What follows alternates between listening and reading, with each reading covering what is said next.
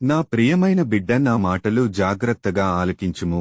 నేను ఎన్నిసార్లు చెప్పినా నీవు అర్థము చేసుకోవడం లేదు. ఎందుకని అజాగ్రత్తగా ఉంటున్నావు? అలా ఉండకూడదు. నీకోసమే కదా పరలోకమును వీడి భూలోకమునకు వచ్చాను. నిన్ను రక్షించడానికి. నీవు పాపములో పడకుండా ఉండాలని, నన్ను శోధించిన సాతాను నిన్ను శోధించకుండా ఉండాలని, నీవు పరలోక రాజ్యము చేరాలని, నా యొద్ద నీవు ఉండాలని నేను నీకోసము ఈ మాటలు చెబుతున్నాను. నీవు చేసిన పాపముల కొరకు మీకు విడుదల కలుగచేయాలని, విముక్తి కలుగచేయాలని. నీవు ఎన్ని పాపాలు చేసిన, మోసాలు చేసిన, అబద్ధాలు ఆడినా, దొంగతనం చేసిన, వ్యభిచారం చేసిన ఎదుటివానిది ఆశించకూడదని ఎన్నిసార్లు చెప్పాను. నీవు స్వార్థము కోసము అసూయతో, ద్వేషముతో, కుట్రతో, కుతంత్రాలతో, కపట వేషధారి వలె ఉన్నా నేను నిన్ను పరలోక రాజ్యములో చేర్చాలని నా ఆశ కోరిక కాబట్టి నీ పాపము మానుకో. నేను కుంటి వారిని నడిపించాను, బాగుచేశాను, గ్రుడ్డివారికి చూపును దయచేశాను, రోగులను స్వస్థపరిచాను,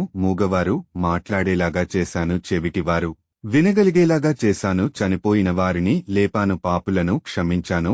5 రొట్టెలు 2 చేపలు 5,000 మందికి పంచిపెట్టినప్పుడు తృప్తిగా నారు కదా. కానాపల్లి వివాహములో నీటిని ద్రాక్షరసముగా మార్చాను. ఇంకా చెప్పాలంటే ఎన్నో అద్భుతాలు చేశాను, ఆశ్చర్య కార్యాలు చేశాను. నీవు ఎన్ని అపరాధములు చేసినా నేను నిన్ను క్షమించాను. నేను ఇన్ని కార్యాలు చేసినా నన్ను నీవు గుర్తించలేదు.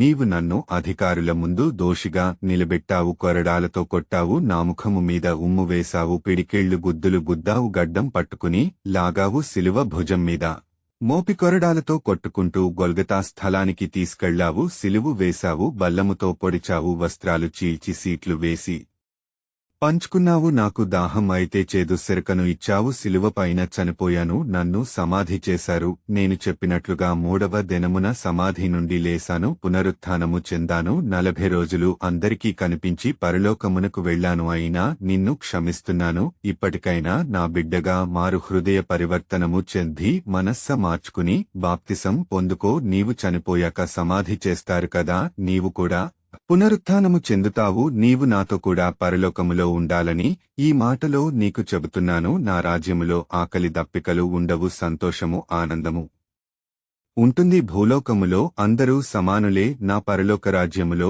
అందరూ సమానులే. మీరందరూ నా బిడ్డలే. నీవు నా ప్రియమైన కుమారుడవు, నా ప్రియమైన కుమార్తెవు. నా మాటలు ఆలకించుము. నేను 2వ రాకడలో రాబోతున్నాను. సిద్ధపడి ఉంటే పరలోకమునకు తీసుకువెడతాను. ఆమెన్.